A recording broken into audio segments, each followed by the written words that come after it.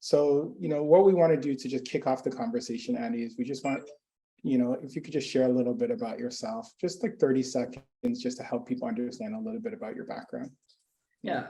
So my background is a mix. I always say I spend way too much time in university than any normal person ever should. I got a bachelor. So my background is a mix of engineering, computer science, and business. I have two masters, one business master's and a computer science master's, and an engineering degree before that.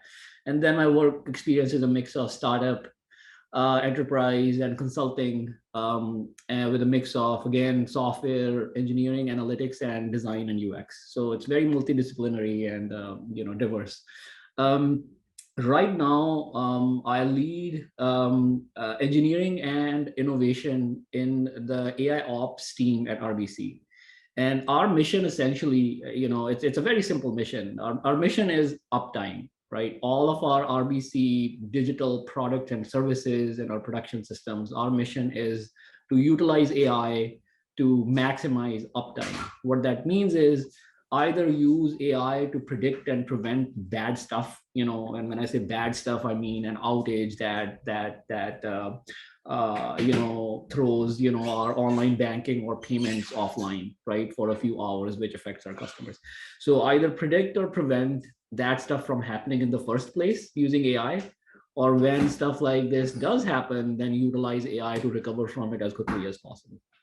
So there is this industry-wide focus right now on what's being called SRE, or site reliability engineering. I don't know if you've heard the term, but it's a huge focus right now. Lots of investment in enterprises on building up SRE teams, lots of vendors out there in this discipline with products and offerings. And the idea really is that, there's an SRE team that focuses on the reliability of these sites, right? And these sites are essentially digital sites, right? Like if you look at, all of the architecture ecosystem that, let's say, supports online banking, for example, you can think of that as a site. And now there's a team that is responsible for the reliability of that site. And these teams do all sorts of stuff, right? Like automation, right, when something goes wrong, like monitoring stuff, and then something goes wrong, kickstart some automation, build all sorts of tools. And SRE teams are the biggest customer of AIOps, right? AIOps' contribution is to utilize AI and machine learning to help SRE teams do their job, essentially. And that's it. I don't know, that was probably more than 30 seconds. That's good. No problem. But it was a great introduction in terms of like your background. And it's funny, I always say I enjoyed school, but you definitely spent more time in school than I did. I know, I spent some, I've got like even some, I've got a couple of years over even some PhDs that I know. Yeah. All right, and then you talked about how you can use AI to stop bad things happening. So I like that phrase, and I'm gonna keep that in mind as we go through and talk about some of these other topics. So the first question, Adi, for me is from me is, why is human-centered design important? Yeah, so I mean, specifically, if people are at the forefront, right? Like if I was to frame everything in terms of, my current role, there are these people on the front lines who are dealing with, and this is high pressure stuff, right? Like imagine being a person on the team that gets that pager at 2 a.m. in the morning saying, business banking is unavailable. Right now, it's extremely high pressure, right? And these people actually do have to drop everything they're doing. It doesn't matter if you're sipping a martini on a beach in Tahiti or whatever, right? If you're on a team that's responsible for operational support and site reliability for some of our mission critical systems, I mean, we are banking, right? You've got to take care of this, right? And so it's these people who are at the forefront of, either, making sure, putting things in place to ensure that these sorts of, bad things don't happen in the first place. And when they do happen, to recover from them as quickly as possible. And so when it comes to our AIOps strategy, we did start there, right? So the lean product playbook, which, I'm not the product manager, I'm the engineering lead, but our product manager, he's a big proponent of the lean product, playbook. And so he essentially started with building personas for operational staff, right? On what are these people, what does their context look like? Um, what are their biggest challenges and what are their biggest unmet needs at the moment, and that essentially led to our product strategy, right? And the thing is, what we've done is we started there, right? We started with people on the front lines. What are their needs, what are their desires, and then we work backwards from to the data and our whatever technology platforms and constraints that we have, to then sort of triangulate, okay, what can we do, which and so that's kind of has an impact. It's had an impact on even our operational data strategy, right? So what I mean by that is, very often big enterprises start with data, right, and say, okay, let's look at what data we've got and then we'll determine what we can do. We've decided not to do that. Our operational data strategy only focuses on ingesting and capturing that data, which we feel can add value for operational teams, right? Where we can possibly build machine learning or AI models that will actually add value. So we are not grabbing, the whole universe of operational data that we have and then looking at it and saying, well, what we can do. We actually do start with the operational stuff and say, what are their needs and what are their desires? So that's like one aspect, right? Which is, human-centered design, really to construct the value proposition for AIOps, right? Then the other aspect is that, let's say that one part, and I'll just use an example. The other part is like, how do you wrap the value proposition in like an amazing digital experience, right? Which is another, big area where HCD, plays a role. So as an example, we determined that anomaly detection is something that is something that's going to provide a lot of value to operational staff. And just like, 10-second definition, anomaly detection really means we monitor the performance of our infrastructure and applications, and machine learning models are trained on previous performance, and then if it's a Monday morning on a February, and machine learning model says, I'm seeing performance which is very unlike what I usually see on a Monday morning in a February, right? There's some anomalistic behavior happening. This might be a sign of something bad happening, right? So in a simplistic terms, that's what anomaly detection is.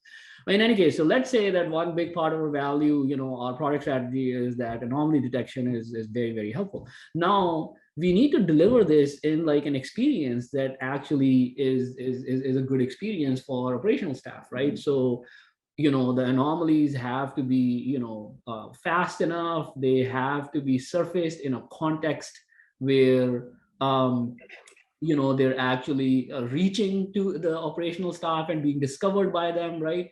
They need to understand what the anomaly is, right? So that they can start investigating, right? So then there is the end-to-end journey, right? And the digital experience that surrounds the value proposition, which is the other application of human-centered design. Because in the past, and I'll be honest with you, like in our AIOps teams, that this has been a huge gap, right? Where there's a lot of focus on the data science aspect and the machine learning aspect, right? And just have a lot of maturity in that space, a lot of talent in that space.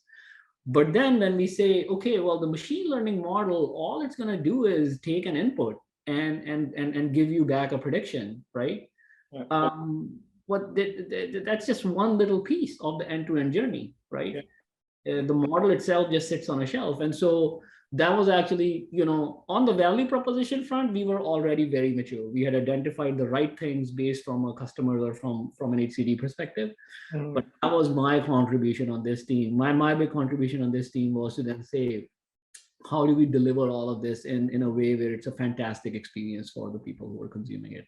And come up with an end-to-end view on how the insight or the alert or whatever it is can be consumed in a way where it's in the right context, it has the right information, it's actionable, and so on. Yeah, because I think of that in terms of you'll have an algorithm sometimes and it'll, trigger an alert. So, okay, you're alerting people. But then Right. if a decision needs to be made, more context is required to actually make a decision around that alert, because sometimes it could be false, right? And sometimes it's actually something that you need to do, or an action. And without that additional context, it's really difficult for a human decision maker to actually take the next step. So it's interesting to hear around your experience around, starting to think through that piece of the experience and what does that journey look like overall. Yeah, for sure, right? And like then you begin to understand why explainability is such a big deal, right? Because if so I'll give you an example. We have a machine learning model that, given a production change request that's been requested, tries to predict if it's going to cause an incident, right? And so that's essentially another point of insight for someone who's going to either approve or decline the change, right? And for them, if the model says, well, this is a high risk change, well, they need to understand why, right? So that they can go back and say, well, hey, look, it seems the model thinks that, the change is high risk because it's going to impact 2,000 systems, right? So this is the additional due diligence you need to do. So this has been even model explainability and has become a focus for us. Because very often, like you said, these are it's not always that the machine learning model is like is predicting something and then triggering some automation. Very often, this is a point of insight for someone who then needs to make a decision. The other thing is, I think you touched upon this, is to also then close the loop and get what we call label data, right? Which is the human coming back in and saying, well, this was a false positive, right? And then utilizing that. And that also, again, has to be a part of this experience, this journey, and embedded in this journey. Otherwise, they're not gonna, right? Otherwise, the user is gonna, say, well, 80% of the time, this is crap. So I'm just gonna. But it's if you can construct the experience in a way where you say, hey, look, every single time it is wrong, and you come back and tell us, and you make it super easy to do that, which we have, right? They essentially come, they look at the anomaly and they give us a thumbs up or a thumbs down. Yeah. If we construct that experience in a way where we say, hey, look, every single time you come back and tell us and tell the machine whether it was right or not, it helps improve it. And again, all of this has to be thought of right at the beginning, right? It has to be designed thoughtfully, end to end, which isn't always the case, and hasn't always, when we think about, okay, what does the MVP of this model being productionized look like? It has to have all of these pieces, as opposed to the model is not generating an alert. Yeah. I think that's like sort of it's like the big difference, right? Where if you don't have the complete end-to-end experience journey, then you don't really have an MVP. You just have a model sitting on a shelf doing something. Yes. Absolutely agree. So my next question for you, Adi, is just talking a little bit more about how you combine data and design, right?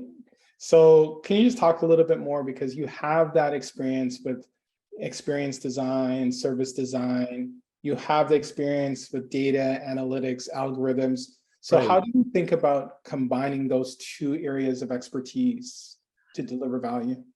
Yeah, I mean, I've personally found that,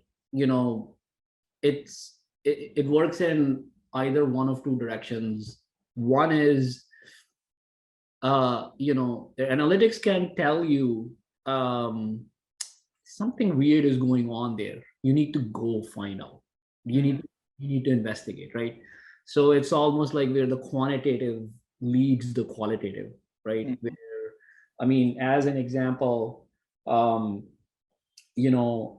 biggest reason for our incidents, and this is sort of the initiative that I led before this current role, which is there was this piece of data that we found where we found out that RBC has 90,000 employees, and we get around 100,000 calls at the service desk every month. right? So it's almost one person, one call per person, right? And then I was at a conference, and there was a SVP from Bank of America there, and she told us that they get 120,000 calls at the service desk, and they have 250,000 employees. So in a nutshell, their workforce is 2.5 times as big as us, but they receive the same number of calls as us at the service desk, right? And that like triggered, and then we got a whole bunch of quantitative data around that, like sort of more details on what are the kinds of calls, right? And then we said, something's weird here. Why do RBC people call the IT service desk like so much more compared to a typical banking organization? And that, believe it or not, led to a 3-month qualitative study, right? Where we then started talking to people. Global, it was 50 people, generative research,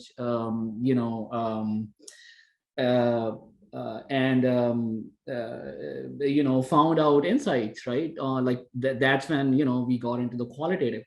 And so in any case, it's, sometimes there is the quantitative, which, leads into with the quantitative points, and it will tell you something about a problem, and then you complement it with the qualitative to understand why. And that then, you have the what and the why, and then you can, construct a strategy and do something about it.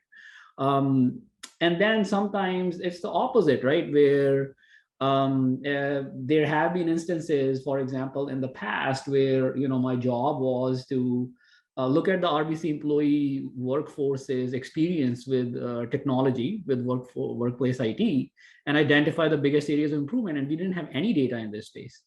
And so that's when you start with the qualitative, and then bring some data in to prioritize the opportunities that you have, or to validate the opportunities that you have, right? And so those are sort of like the two ways in which I've combined data, right? You either, the quantitative tells you an indication of what might the problem be, and the qualitative then helps you understand more deeply and the why behind it.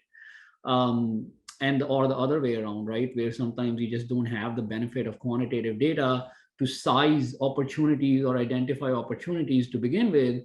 And so you start with qualitative insights, and then that gives you some direction, and then you bring whatever data you've got to bear, right, to make some guesses on, what opportunity might be worth pursuing. Yeah. And so in my experience, and you can tell me if this is your experience as well, is people will have a lot of knowledge in one area, right? So they'll be able to, say, hey, I think I'm going to look into this problem. Here's how I will set it up from a quantitative lens. Right. But sometimes the challenge becomes, okay, now what do I do on that other side? How do I actually get that other complementary piece of knowledge and information? Oh, yeah. Helpful. Yeah, right. And it's the way I couldn't agree with you more. And even I've even sometimes I don't always understand why.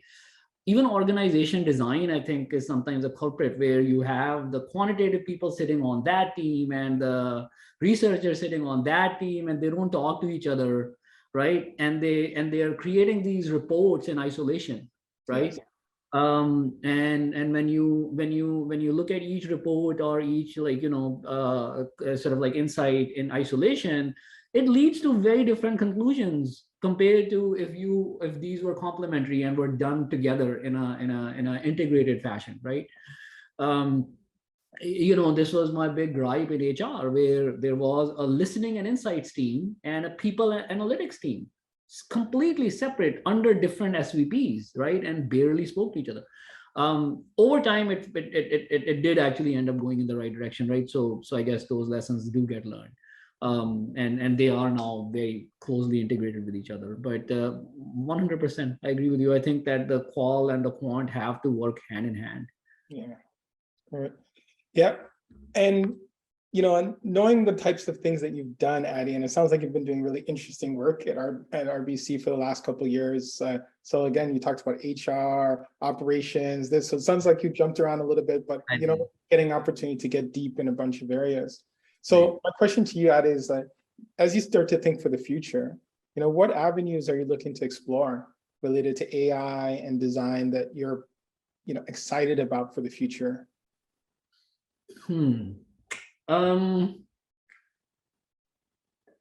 Again, like my own vision is going to be a little bit biased, right? Because of the position Okay. right That's now. okay. We want your opinions. Um, and again, because my lens is very operational right now, right, which is crazy. Like I had never been in an operational sort of environment until 2 years ago, and now I'm like totally immersed in this space. But I think that, have you seen like Minority Report, the movie? Yes. I think that for me, something that's exciting, and in fact, it's one big reason why I took this role, is to be able to create a digital twin of our operational everything. Mhm. So what I mean by that is, you essentially how, like, if you're in if you're like in the sort of the operating center of, like, a railway kind of monitoring system, and you see digitally the trains going on the routes, and it's essentially a digital twin, right, of your physical infrastructure. um that is, I think, the future of of AI ops and SRE and IT ops in general, which is to be able to have a digital twin of your entire operating infrastructure, which allows you to do a few things. It allows you, and again, all of this is built ultimately on AI, because what it allows you to do is, it allows you to run simulations, right? Where you say, if I was to change this thing over here, what might the impacts be in the rest of the fabric, right? um, uh, it allows you to consume information in a way that human beings find easy to consume, which is visually, and be able to visually see the relationships between components that talk to each other or impact each other, and so on. So in my mind, it's right now, when I was speaking with our SVP about this role, and he asked me what my vision was, and I told him this, he was like, everything that you're saying is science fiction at the moment, but I like how you think, so I'll give you the role. He was like, I like the framework, so at least I see proof that you can build a framework, but this is too science fiction, at least there. But then again, the thing is that it's not necessarily, when you look at what companies like Google and Nvidia are doing, this is actually what they're doing. They're just starting with little parts. For example, they're starting with software managed network topology, right, where they can visualize their networks, and based on the traffic patterns and whatever, software will reconfigure the topology of their network, right, on its own, without any human intervention, right? So there are companies are getting into this space, and I think that this is ultimately, it's going to be network, and then overlaid on the network are going to be servers, and then applications, and ultimately I think that's where this whole movement is headed, where ultimately you're going to have digital twins of your entire infrastructure, and that gives you that ultimate sort of ability to monitor your network, to predict and prevent, and to recover as quickly as possible. I am fascinated by that. So I want to ask you some more questions around that. So I spent a lot of time working for an organization that was responsible for a lot of real estate. Okay, so it's like the largest real estate owner in the province of Ontario. It's actually an agency of the government. And one of the things that they were very much interested in is because they had remote locations all over the place, and they had huge pieces of equipment that were very, very costly. And they wanted to try and understand when they needed to replace these things, because capital expenditures were huge. So they wanted to be able to budget appropriately for this.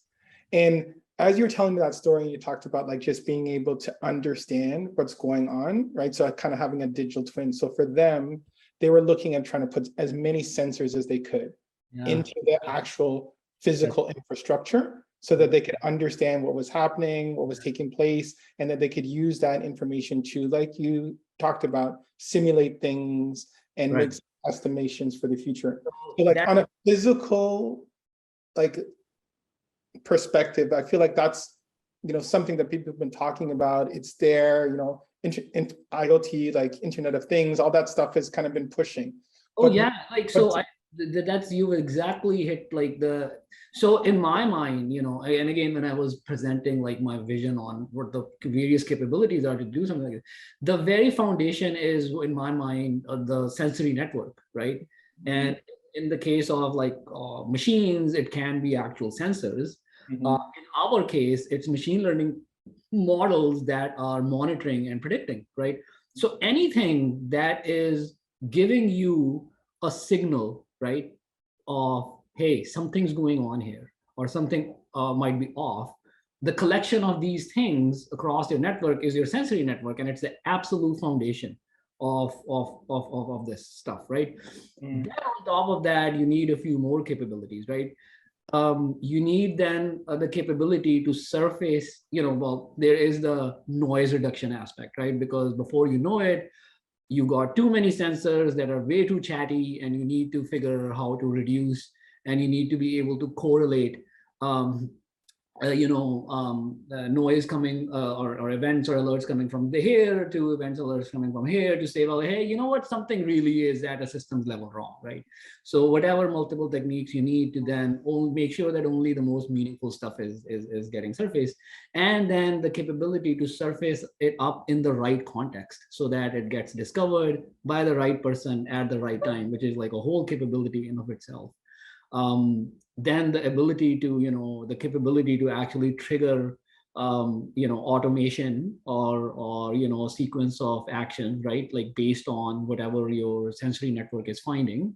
And then at the very top is the ability to run simulations, right?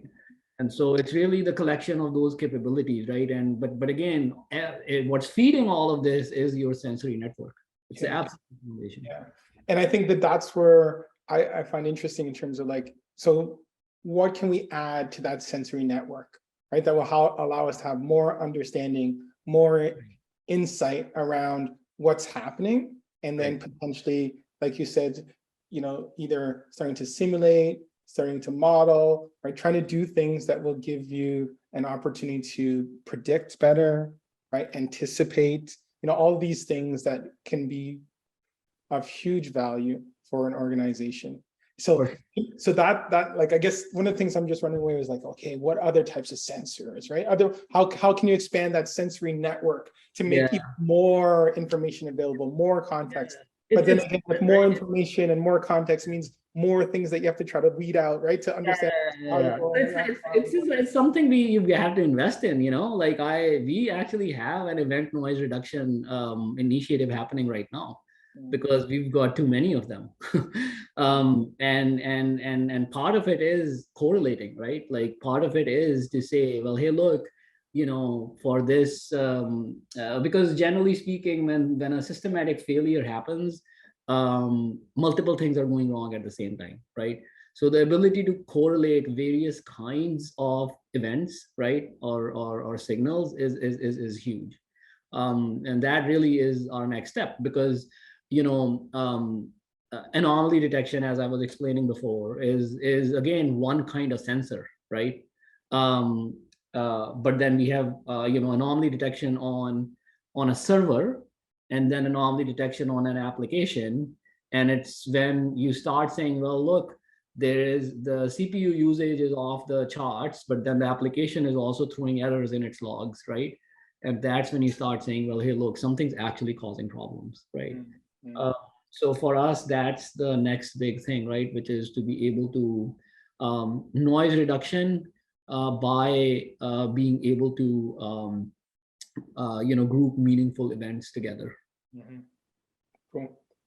All right, Adi, well, that's it for me in terms of today, the things we want to talk about. But I just want to just say thanks, right? Really appreciate you taking the time, Adi.